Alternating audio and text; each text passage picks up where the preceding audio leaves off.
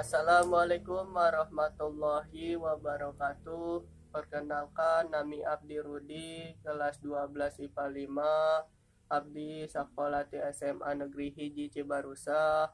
Nah iya Abdi dek ngajelaskeun tentang biantara atau pidato.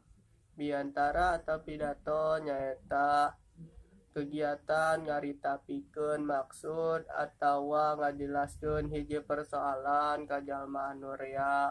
Bahasa anu digunakeun biantara nyaeta gampang kaharti ku salarea. Bahasana kudu sopan hadap asor. Struktur biantara nyaeta aya 3. Kahiji bubuka, kadua eusi, katilu panutup.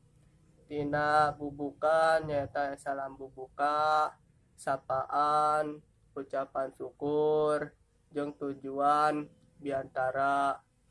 Eusi nyaeta eusina anu luyu jeung acara. Panutup nyaeta aya tina pangharepan atau harapan, panghampura atawa permohonan maaf, panghatur nuhun atawa terima kasih, jeung salam panutup.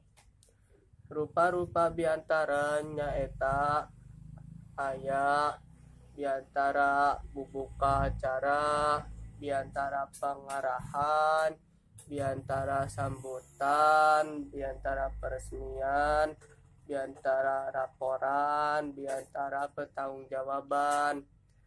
Tah sakitu ti abdi. Wassalamualaikum warahmatullahi wabarakatuh.